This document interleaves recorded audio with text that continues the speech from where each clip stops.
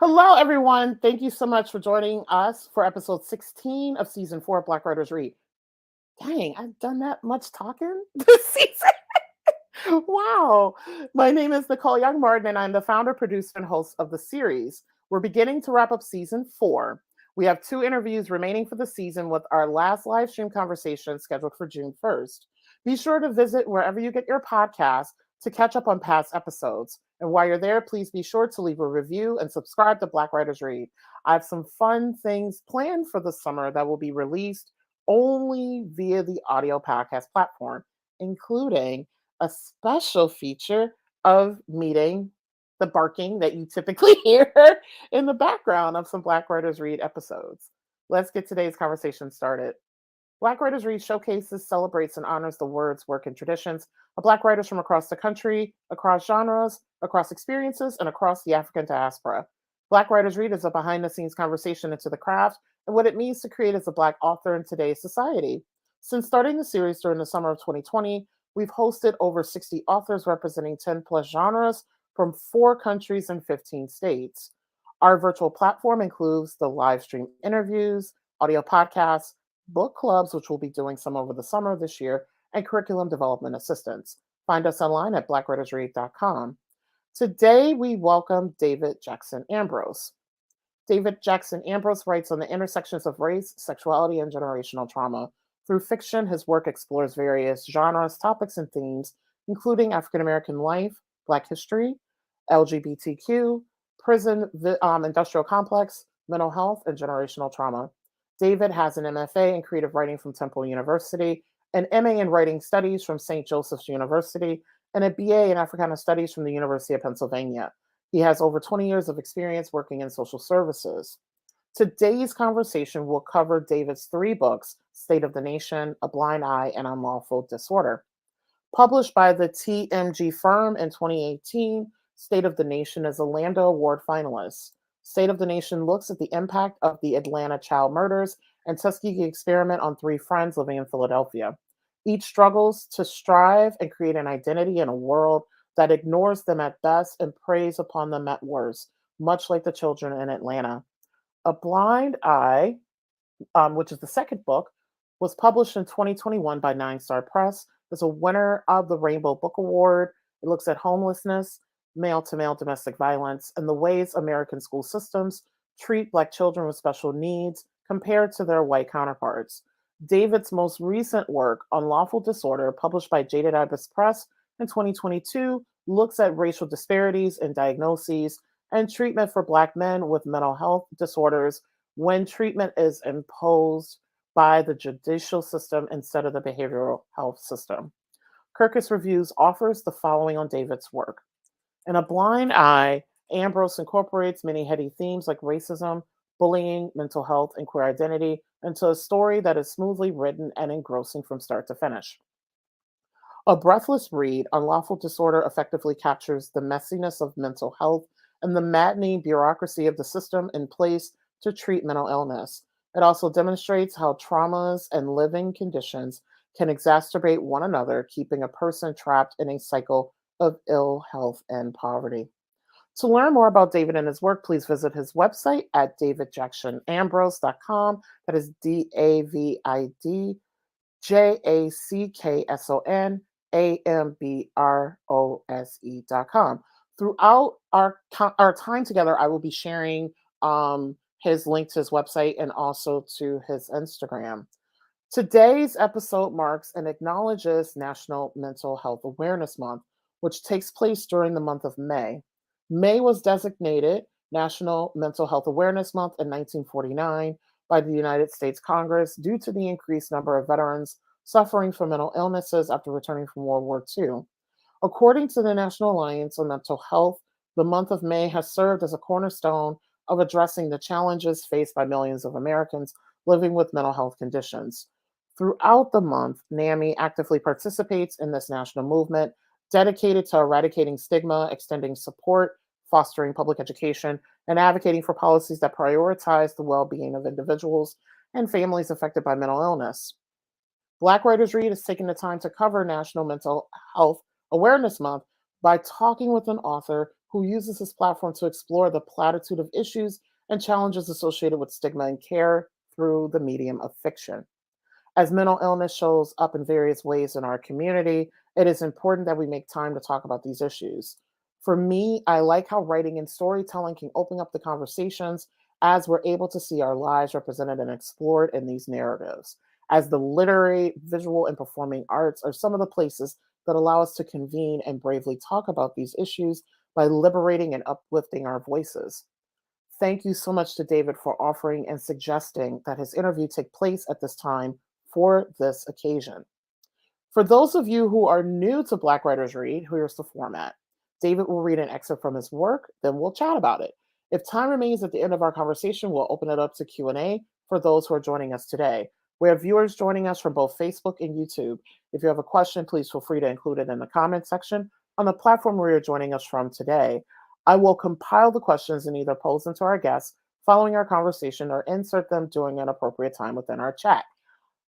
Before bringing David onto the virtual stage, I want to publicly thank him. He reached out to me actually several years ago on Instagram. We followed each other, connected, and then he was like, "Hey, I want to be a guest on your show," and I was like, "Yay, thank you!" One, because I rarely have fiction authors on, and I want to have more of you on. So fiction writers, burr, burr, burr, I'm putting the call out there. And then two, this continues, I believe, a conversation that I started with TH Moore several months ago about how masculinities show up in fiction. And so I love that we're able to continue that conversation today. I'd now like to bring David onto the virtual stage. Good afternoon. Hi, Nicole. How are you?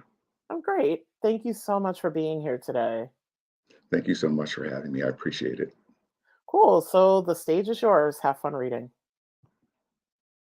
Okay, I'm going to read from my second novel, A Blind Eye. It's a chapter that's closer to the middle of the piece, and this chapter focuses on five of the characters in the book. So it's a little of a hectic ride following these characters. The main character's name is Babe, who is the landlord of an apartment, and he has a white roommate whose name is Chance, who immerses himself in hip hop culture and dresses, in the hip hop culture way. He very much aspires to that style and that aesthetic. And they are on their way to a concert with two of the individuals who live next door, Ricky and Robbie. Every year, they get tickets to a Diana Ross concert in celebration of Ricky's birthday. And so that's where they are heading. At the landing, Babe opened the door to find Ruben on the other side. Hey, everything all right? Where's your mom? She's at work. You got something to eat? We're about to head out. I don't have time to fix you anything. Come on up and get some fruit or something. A search of the kitchen revealed that there was little food available. Containers of Quaker oats, containers of whey protein, skim milk. Ruben was crestfallen. This doesn't look good. He laughed. It's kind of pitiful, right? Hey, why don't you come with us to the concert? We can pick up something there to eat. What time's your mom get off? Ruben's eyes brightened. She'll be gone all night. You have her work number. Maybe you can call her and ask. Where does she work? She doesn't have a phone number. She can't get calls while she's on the floor. I can write a letter explaining where we are. You think that'll be okay? Ruben nodded his head excitedly. I've never been to a concert before. What's a concert?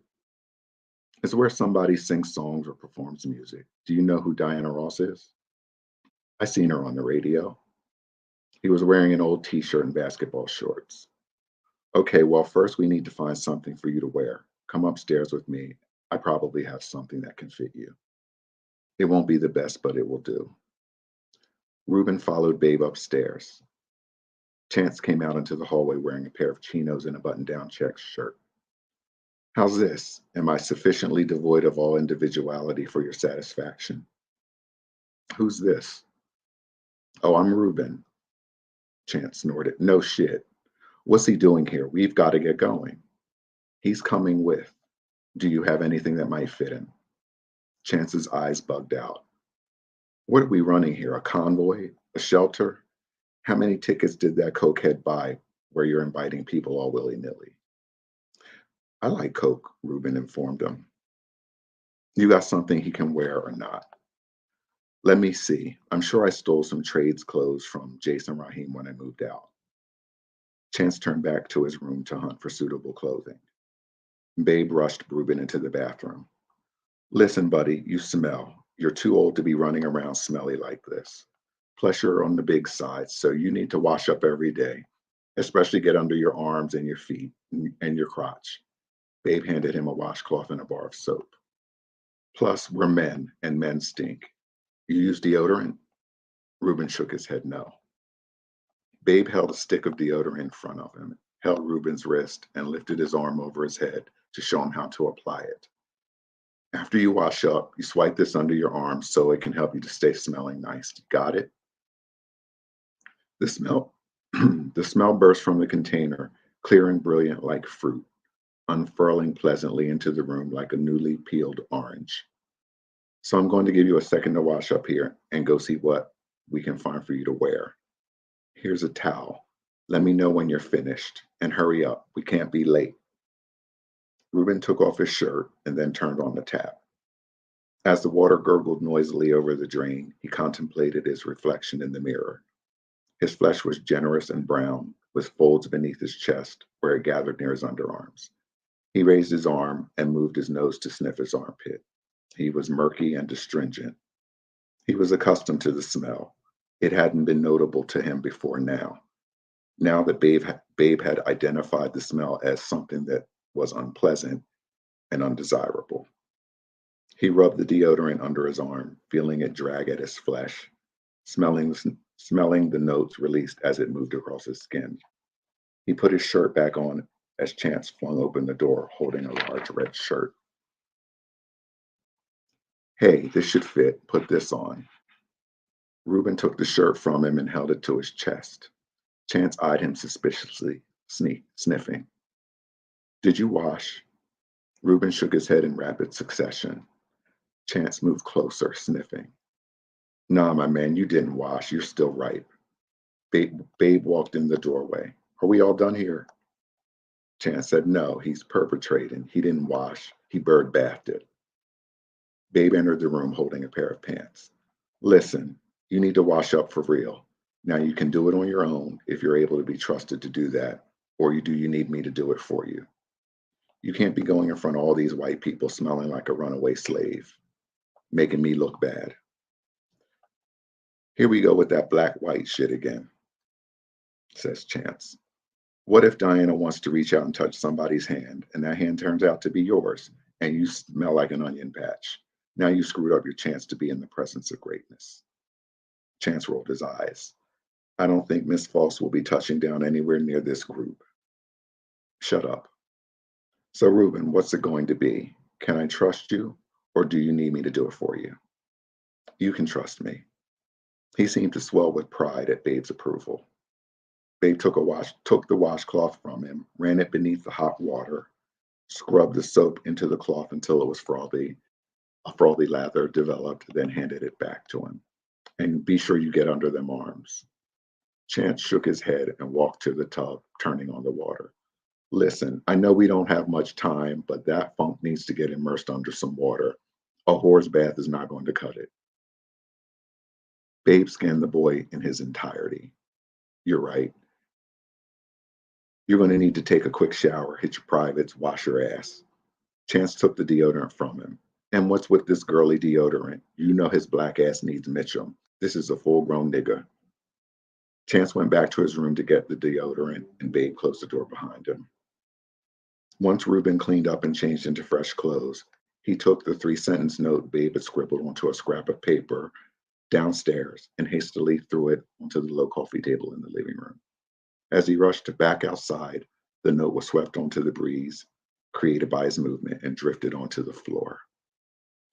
Reuben heard the footsteps descending the stairs and excitedly joined Babe and Chance as they walked out to a gleaming black town car idling at the curb. Miss Imogene rose from her lawn chair to stare down the street as they climbed inside.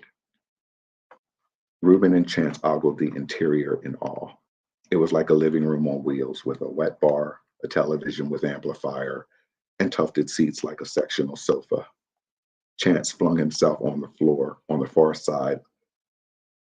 Chance flung himself on the far side and slid down to the shag carpet on the floor. Whoa, man, we ballin' or what? I feel like Little Kim about to have a train run on her. You would. Why don't you settle down? It's just a Lincoln Town car. It's not like it's an Escalade or something. Reuben discovered a panel behind which was a tray of nuts and cookies and a mini fridge stocked with water and juices. Wow, can I take some nuts? Sure. Babe leaned over. What else do they have in here? I'd like some chocolate.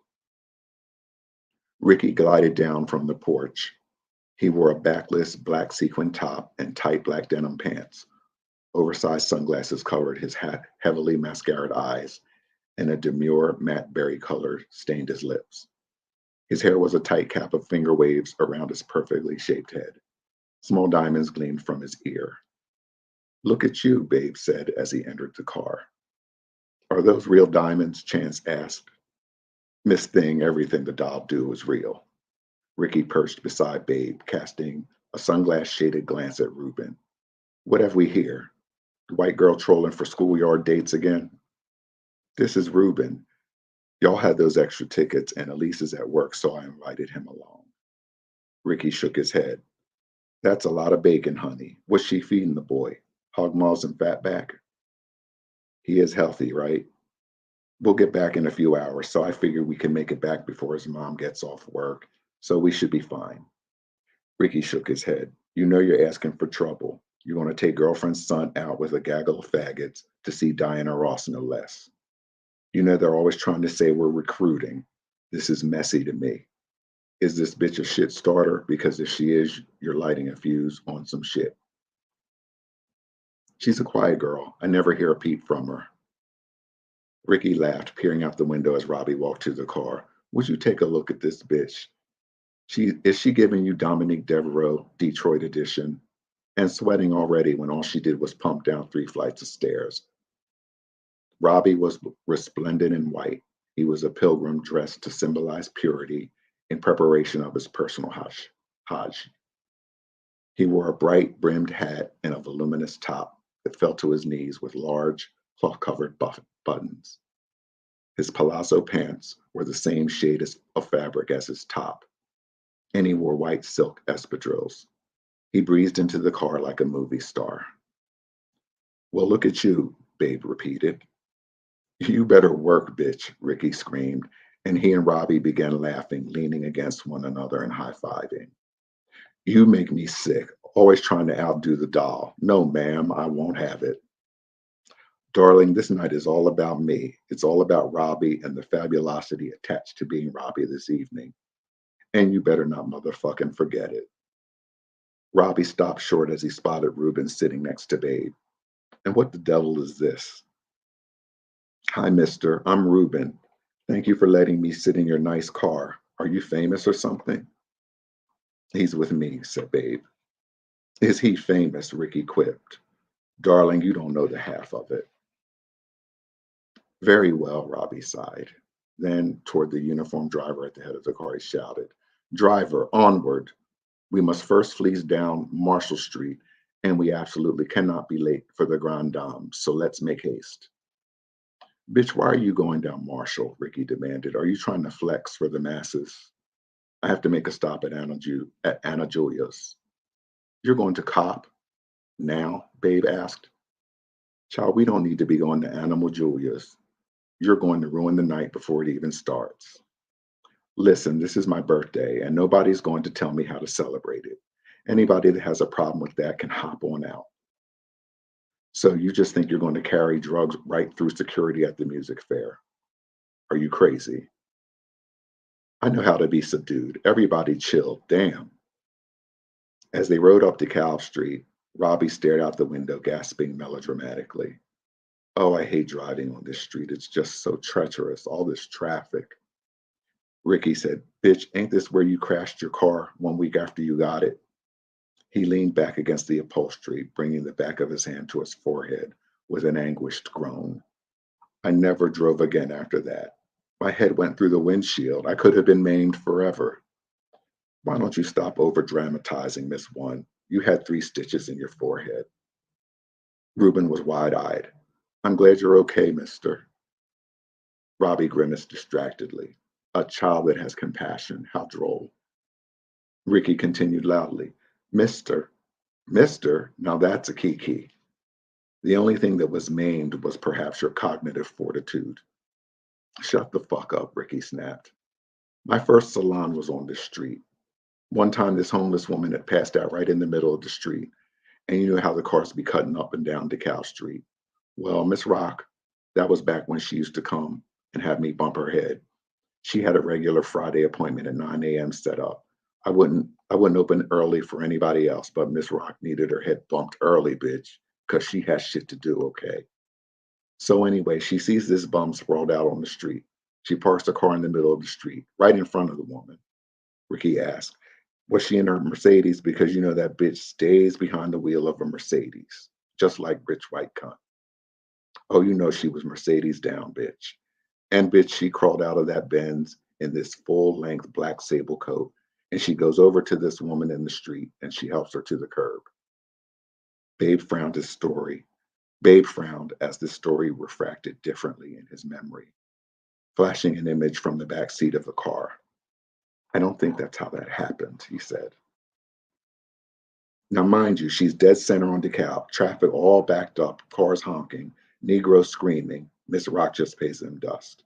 She brings this skunk into my shop and orders her something to eat before sending her on her way. By this time, the car was in front of Anna Julia's house. Robbie bounced out and into the house while Ricky flicked nails at the woman from the window. Hey, Animal Julia. Hey, Animal Julia. You look great, girl. Anna Julia was a dark-skinned Haitian woman with braids and brightly colored beads swinging around her head. She had a stooped posture and broad features. Babe said, Animal Julia is right. That bitch looks like a silverback gorilla. Chance and Reuben laughed, and Chance said, she does. Ricky said, so you're saying black people look like monkeys? That's what you're saying? Babe, do you hear this racist shit? Chance said, I'm just saying the same thing y'all were saying. Babe said, well, we can say it, but you can't. What if we said your mom looked like a pelican? That wouldn't be right, just because white bitches look like pelicans. What the hell are you talking about? So y'all think white women look like pelicans? Ricky laughed. You know you're wrong about that, right? Pelican ass bitches. Reuben said, does my mom look like a pelican? What's a pelican? Your argument makes no sense, babe, because by that logic, you're saying you think black people look like monkeys, but that I'm a racist if I say it, but you can say it. Babe said, I don't make the rules. Ricky said, Animal Julia is not a representative of the entire race, but by happenstance, she so happens to resemble a trope that has historically been used as a way to denigrate black people. I don't know what the hell you're saying. I'm saying Animal Julia looks like a goddamn ape. Reuben thought of how he might change the atmosphere of the suddenly overheated vehicle. Does everybody want to hear a story? What do you want to tell us?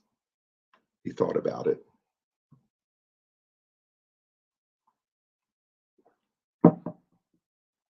I know about the sleeping princess, how she slept for years and years waiting for her knight on his white horse to come and save her. Sleeping Beauty? He nodded. She was the fairest damsel in the land with long yellow hair and beautiful white skin. Ricky said, you ever seen a bitch like that around here? Because I sure haven't. Babe cut an angry glance at Ricky, who was oblivious. Watch your language. No, said Reuben, because she's a princess. She's not like you and me. And besides, it's a fairy tale. It's not real life. Ricky said, What do you think fairy tales are supposed to be, sweetie? They're stories that explain our life or teach us about who we are as human beings. What's this story about some woman high on her ass off Ativan tell us about life? Chance cracked that it's better to sell your scripts than to take them. Babe interjected, I have a story for you, Reuben, about a Black woman that used to fall asleep like your Sleeping Beauty did. But she would fall asleep in the middle of the day while she was doing her chores or sweeping or gathering firewood. And like Sleeping Beauty, she lived under a curse. But instead of waiting for a man to come to her rescue, she rescued herself and came back and rescued other people that were also living under a curse. The only thing is, this isn't a fairy tale. This was a real woman that lived a long time ago. She was Black like you and me. Have you heard of Harriet Tubman? She was a real person. Reuben was perplexed. I read in my history lessons how people came here so they could worship God. And I read about immigrants that come here and some of them have to work to pay for getting here, but I never heard about a real life woman. Ricky squawked and Babe shushed him with a wave of his hand. Yes, some people, called indentured servants, usually Irish or German, had to work to pay back what someone paid for their passage on ships to travel from their lands to get here. Those people had to work for maybe 7 years to pay off their debts, but after that, they were free. But people like us, Black people, they were stolen from their homes in Africa and forced to come here in chains. They didn't get to work off a debt. Those people weren't immigrants, they were slaves. They were forced to work every day from sunup to sundown. Very hard work, work that sometimes killed them. And they were forced to do that for the rest of their lives. Reuben remembered that word, slave, from when he was pretending to wash himself at the sink. And Babe had said he didn't want to smell like a runaway slave, so Reuben knew that it wasn't a good thing. Babe said, so anyway, there was a slave woman called Harriet. She had this thing called narcolepsy, where she would suddenly fall asleep in the middle of doing something. They say this happened because the white man that owned her hit her in the head with a hot iron because she wasn't working fast enough. Slaves used to be beaten when they didn't listen or when they didn't work fast enough. While they waited for Robbie to complete his business, Babe and Ricky told the story of the runaway slave that ran to freedom under cover of night, using moss on the north side of the trees to guide her. Although they were telling the story to Reuben, Chance seemed to be just as spellbound, sitting beside him with his wide eyes. Reuben learned there were real live princesses, and they weren't white women with yellow flowing hair, but they were brown like he was. He listened in awe about the unassuming Black woman of small stature coming back to the South after her escape with a gun tucked into her clothing for protection and to discourage any fellow runners from turning back. Reuben sat silent during the rest of the drive, immersed in imaginings of a Black woman hiding from paddy rollers, rolling from state to state. Reuben didn't hear the loud voices arguing when Robbie returned to the limo, or Babe urging Robbie to wait until later so that Reuben wouldn't be witness, or even Babe ordering the driver to stop the car, stepping out to guide him to the seat beside the man in the front wearing the black cap. He anxiously waited for Babe to lower the partition window so he could hear the rest of the story about the outlaw runaway. Trees and billboards jettisoned past the window as the limo shuttled across the bridge into King of Prussia. Reuben imagined Black Moses walking across this bridge 100 times over, on her way to freedom with her life in danger every step, with wanted posters offering hundreds of dollars for her capture, dead or alive. He imagined what she would look like. Maybe she looked like Mama. When he saw the beautiful woman in the shining red gown, with arms spread wide like an exotic bird, sequins gleaming, he imagined Black Moses was a beautiful cocoa brown, with hair flowing long and full to her waist, with large doe eyes and eyelashes like blinking tarantulas, with a smile beaming from gleaming red lips, walking through the crowd of worshipful people as she supervised their hand-holding and sang about love and unity. He wondered if Diana Ross had a gun hidden in the folds of her gown. Thank you. Thank you so much, David, for reading and particularly reading that section because I think it really starts our conversation so well, with the questions. So the Thank you. first question that I have for you is, when did you discover that writing, particularly fiction, would be your vehicle for storytelling, and when did you start writing? I can't remember a time when I didn't write, even if it was as a kid, writing poetry or creating comic books or something like that. I think that as a kid, experiencing trauma and growing up, those were things that I did to sort of protect myself and to get into other worlds. And so I think it just extended from there. Since I always did that, as I continued to write, it became a way to um, express things that I was experiencing and things that I observed, and also make commentary on my world, but to also allow myself the creativity to create different worlds that explain that reality. Hmm. So now hearing that, it explains a lot in terms of the types of topics and the witnessing that your work does. So, your work explores a variety of themes, all intersecting, including African American life, Black history, LGBTQ issues in life, prison industrial complex, mental health, and generational trauma. And I saw this operate in a particular way in A Blind Eye. How do narrators function in your books to be able to navigate both the reader and protagonist through these types of themes? When I read, I always sort of picture myself as the protagonist, whoever it is. Um, so I just assume that most readers do that. So I create, a character that serves as us as we journey through this world. Of course, those characters know things we don't know at the time, but as we follow them along, we learn more of their stories. I feel like that's the fun part of reading for me, traveling into other worlds behind a different character's eyes. Nice. Your books, especially Unlawful Disorders, Bowie, and Unlawful Disorder for folks who are just joining us, was published in 2022. So it's David's most recent book, have very rich written characters with very rounded identities and lives. How do you develop your characters, their lives, and their circumstances? Well, I've worked for, many years in social services, and I've encountered, many people with very rich stories. So I don't know. I feel like it's kind of tapping into all of these stories that I've been exposed to in during my career and sort of telling those, because most of these people, like me, are marginalized, and so our stories aren't usually platformed. So I write to give a platform and a voice to stories that are a lot or many times overlooked. Hmm. And I love too that you do this through fiction, which I have a question later about that. Specifically in your second book, A Blind Eye, I love and appreciate how you set the stage for the story where the reader is able to witness first the circumstances for the characters and examines how systems operate. I also love how place in history, particularly with the Atlanta child murders of the 70s and the 80s, which I didn't know about, reflected in State of the Nation, your first book, show up in your work.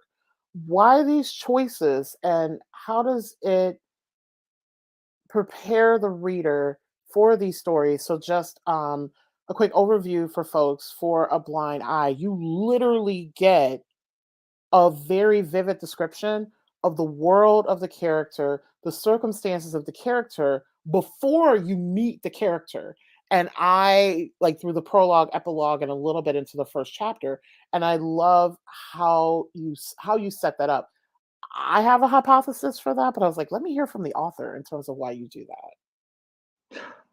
I have been told, many times, publishers and agents don't want prologues or epilogues, and I, I guess I get that in theory because they're saying the reader wants to be immersed immediately into the story, so a prologue takes you away from that.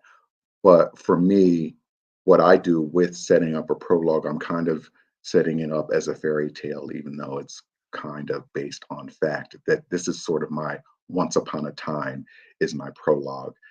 And it's telling us, the more things change, the more they stay the same. Because, in the first book, we're talking about the Atlanta child murders. Mhm. Children were being murdered on the streets then, Black children, Black men, Black women.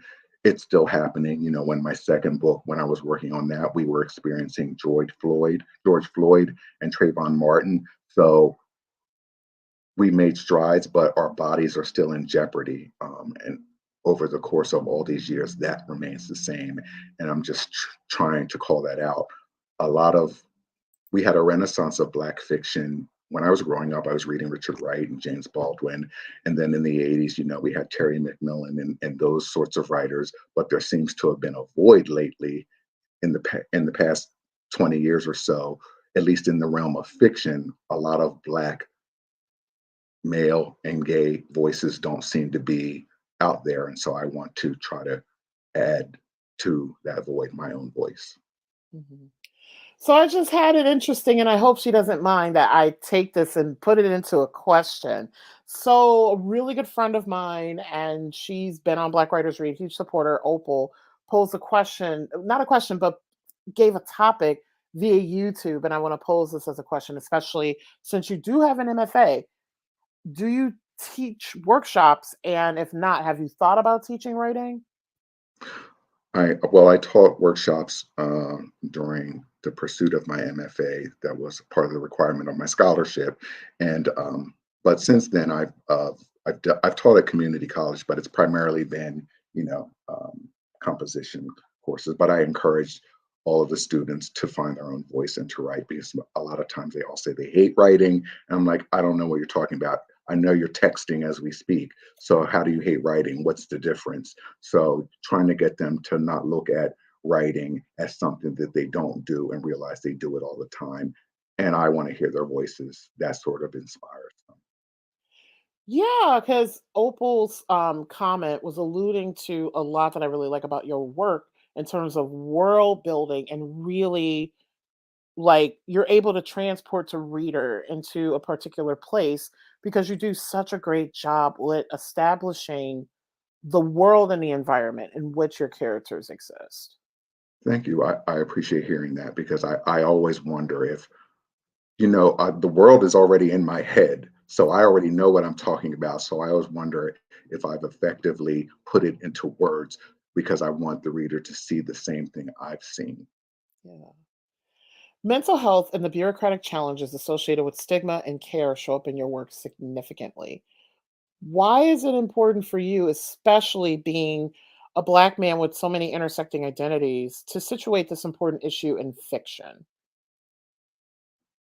I think it's easier for me to write it in fiction, because the ongoing rage and sense of hopelessness that I sometimes have when experience what experience in at work.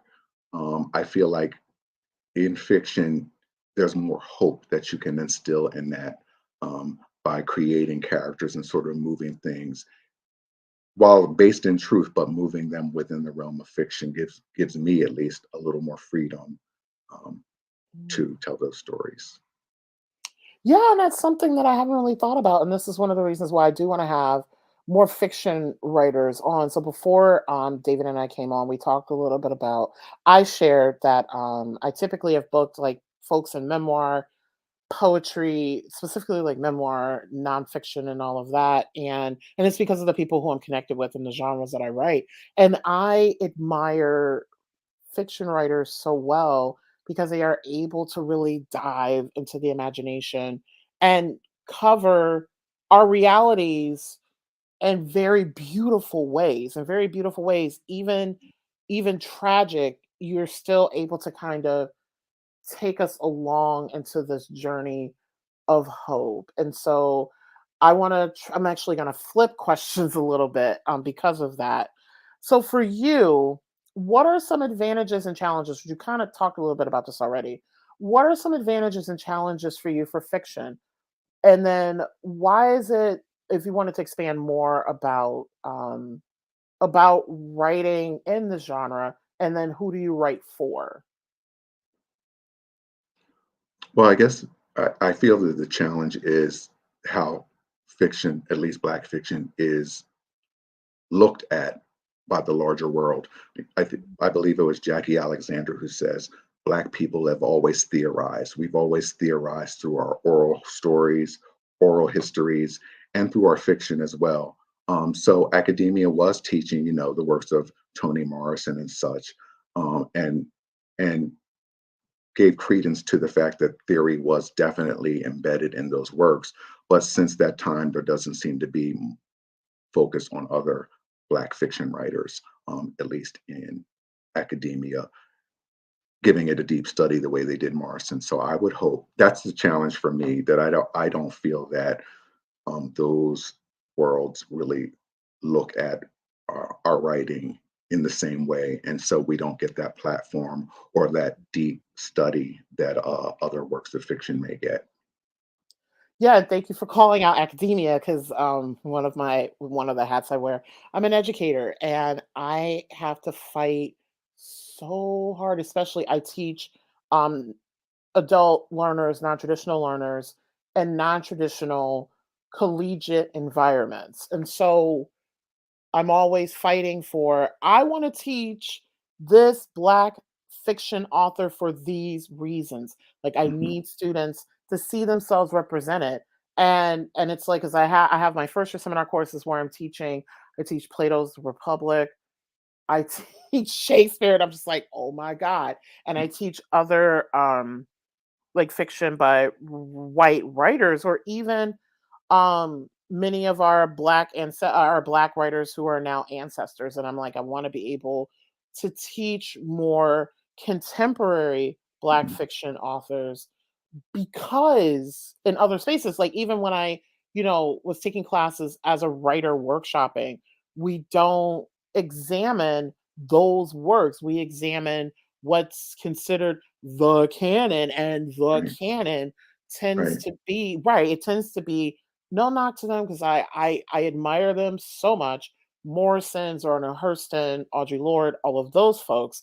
And then also too, and this is an aside question, because this is kind of inspired by the conversation that I had with TH Moore a couple of months ago, who's also a fiction writer, who was a Black man, like making space for Black male authors as well. Because I just thought about that. I'm like, who do we teach in terms of Black male authors? Yeah, there's Langston Hughes, there's James Baldwin, but I'm like, there's other writers who have written recently who I Well, feel like, there's safety there, right? Uh, mm, we shouldn't have to be dead before for your works to be considered important. So there's safety in choosing the works of someone who's no longer here. mm, I totally didn't think about that. No, you're right. You're so right. Because, like, even like I remember, so one of the books I teach in one of my classes is, and I hope to have her on one day, is Elizabeth Acevedo's "Clap When You Land." And I literally had students, because they were like, I have questions about this character. We're hitting her up on Instagram, and I'm like, stop. I was like, stop. Like the worst. They're like, she needs to write no, like it needs, it needs to, we need to expect, like respect and exist, that the work is finished, and also to Yeah, honor her space. But you're yeah, right, I didn't think about that in terms of, the advantages and challenges of teaching authors who are still alive. yeah. Especially for students who aren't really engaged. It's harder for them to engage with people who are no longer here. Um, that's just the truth of it. Hmm. So I'm gonna skip one question and then come, because there's a particular question I want to ask you, but because of that, I want to jump around a little bit. So you hold an MFA in creative writing from Temple University and an MA in writing studies from St. Joseph's University. How has that training? Because it's very an M, because I have an MFA and an MA, but in different arts idioms. Mhm. The MFA trains you in a particular way, the MA trains you in a particular way. How did the training, mentoring, and support of these programs help further develop your writing? Well, for the MA at St. Joseph, it helped me reconnect with my writerly spirit and being creative because I'd gotten after leaving school, I'd gotten into the world of earning a living and needing to pay a mortgage and all of those obligations, which leave very little time to create. So when I was able to go back to school and do something that I love, it just all seemed to come back to me. All these old stories and feelings just seemed to come back. So my MA program sort of rebirthed me. So when I got to the MFA program, I already knew what I wanted to do, and I was terrified because I didn't feel like I felt like you've got 2 years. You've got to get out 2 books into this world before you get swallowed back up into corporate America. I need to get this done. So I was there on a mission and really trying to get those things done because I felt like I was going to get lost again. Um, so that's what I was trying to do there. But Hmm. I was also afraid of you studying this because I felt like in a way it would hamper my creativity or my voice. I thought that when you get into a structured program and you learn, very specific ways of doing things, that it would crush that. But I learned that both things can coexist. Mm. And speaking of coexisting, because I could easily see, not to speak for you, but I could easily see writing being one of these tools. Given that you do write on some extremely heavy topics, what do you do for self-care? And then what does your writing routine and practice look like? Um, I think that it's sort of what I do for self care is to write, because some of the things I see, like you were asking earlier about mental health, and this being Mental Health Awareness Month. Um, One of the things that I see a lot, is in the world of addiction. Gambling addiction is a huge problem that we don't really have a lot of resources to address. And in addition to not having a lot of treatment options for it, it seems to be currently being glamorized, on television and commercials that, you know, this is a spot to go to. Everyone's dressed up and beautiful at the casinos. It doesn't look at the other side of the gambling addiction and how people lose everything. And I wanted to focus, like, my third book focused on that segment of the population because I think they're uh, even more sort of overlooked or in the shadows than other areas of mental health, at least when it comes to treatment. Mm. And then, given the worlds, this is an aside question that I just came up with. Given the worlds that you straddle, and given also too that it's Mental Health Awareness Month as well, what are some topics in our communities that you believe authors and other creatives need to be tackling right now? I think the areas that I'm focusing on, unfortunately, it seems a lot of times the only times our stories are promoted as if they fall into a very narrow paradigm of how we exist within white spaces. But we've got worlds that have absolutely nothing to do with white spaces or that function, outside of that white gaze. And so I think that that's an area of focus that I like to look at, and I think other writers are doing as well. Mm. And is there a writer that's doing it well that you would recommend others to read? There are quite a few that I've just read in the past like year. I wish I had written them down because names always escape me. There's one, I forget his name, but the book that he wrote is Sink, and it's about his life growing up in Philadelphia in an impoverished environment. It's a great book, very very graphic, but very very beautiful. Mm. And there's Assembly as a novella that was written by a Black British writer, and it's telling the experience of a Black businesswoman that navigates through the world of corporate England, and how her experiences differ from her white counterparts. And it was a very very good book. She's doing really good work. Nice. Yeah, sorry for all the aside questions, but like our conversation is generating a lot of things for me to think about. Given your body of work Oh, and the time, yeah. I did want to also say connected to the mental health awareness in the Black community. The other area that I think is very important that I'm working on, and I've read some others that are doing that as well, is that in the dearth of treatment options, especially for people of color with mental health, Black people, Black communities often step up in informal ways and support these people who are in need of help. And I wanted to bring focus to the fact that our communities, although we always get a bad rap about certain things, Mhm. have always supported, our our our fragile population, and we continue to do that because sometimes that's their only options. Yeah, thank you for bringing that up. Given your body of work and the time span in which you wrote your first book, which I didn't realize, like, how close your 3 books have been written in terms of time. Your Yeah, first one, State of the Nation, came out in 2018. Then your second book came out a little thereafter, I think like 2021. And then Unlawful Disorder came out in 2022. I'm like, yes. whoa. I'm like, wow. And for those who don't know, like writing like fiction is because I think a blind eye is what, like over 300 pages. Mm. It's a lot, like, to be able to write just 1 book in this time frame is an accomplishment, but to do 3, I was like, "Ooh, wow." So, how has your writing evolved over time? And then how do you wish for your work to contribute to the larger literary canon? Um, the first question, let me see. The first question, well, my writing practice is sort of the same when I'm in it. I don't do it all the time. I'm not practicing religiously, which is why I said I knew I was on a mission and trying to get things done because I felt like I had a very limited time to create.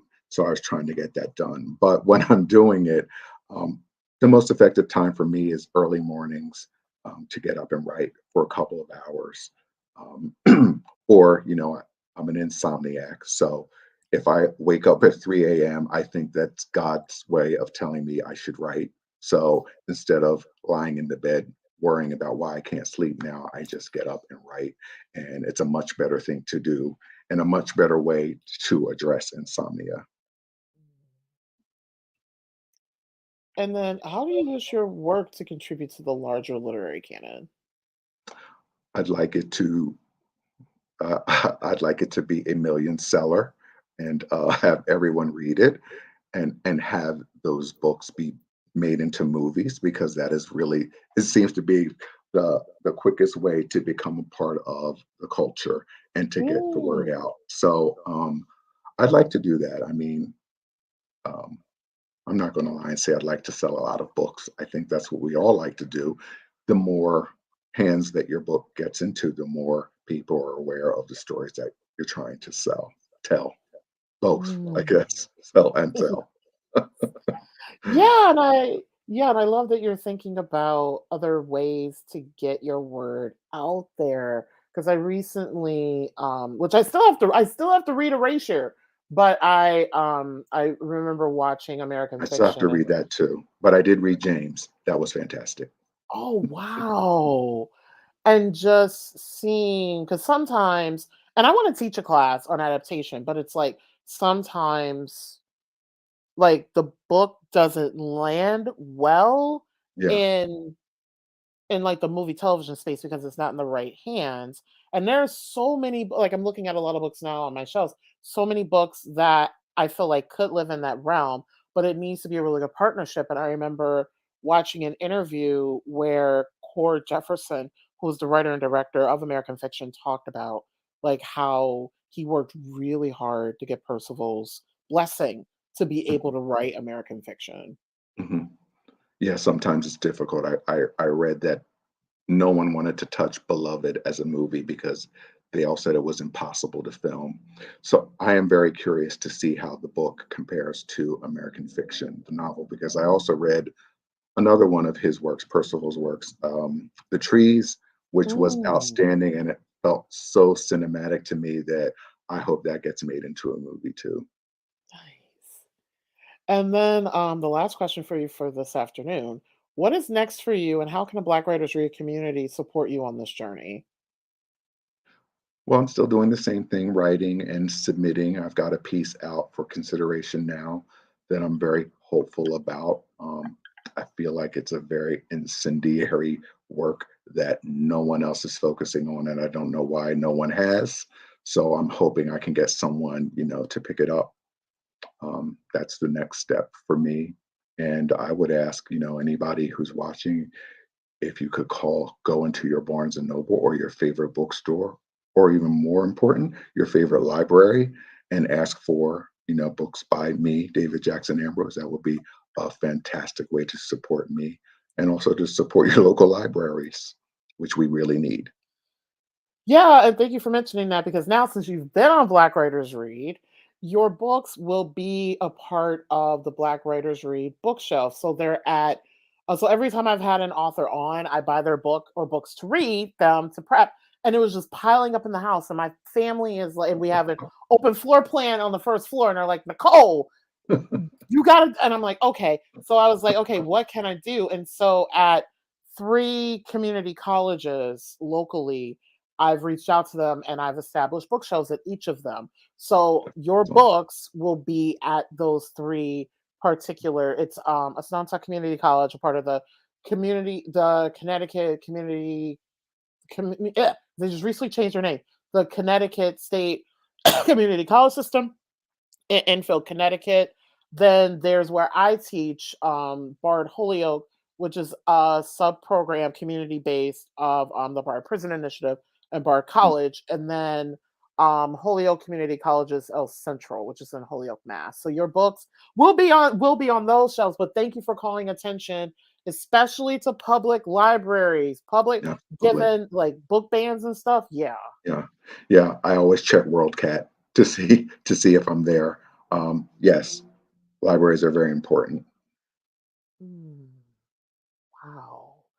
So, David, thank you so much for joining us today. This was Too. such an amazing conversation. I was like, I could easily see us talking like for more and more hours, but I'm like, I bet if the weather is beautiful where I'm in Mhm. Connecticut, the weather is probably the same in It is. Philadelphia. Yeah. Yeah, I thank you so much. I appreciate the chance to read for your listeners and your viewers. It was great. Yeah. Thank you so much. So I'm gonna go ahead and wrap us up, and then you and I can touch base a little bit after I end this afternoon. Okay. Thanks Yeah. again. Thank you. So thanks everyone for joining us for episode 16 of season 4 of Black Writers Read. Find us online at blackwritersread.com. Support Black Writers Read by subscribing to my YouTube channel or the audio podcast, which is available on Apple Podcasts, iHeartRadio, Spotify, and Google Podcasts.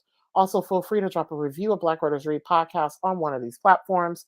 By supporting us as a subscriber or reviewer, you're growing our community, which can lead to future sponsorships and longer financial sustainability on the platform. So thanks for all of you for spending at least starting your afternoon with us, depending on where you are in the world, and more importantly, for ensuring that Black authors continue to matter. See you all very soon.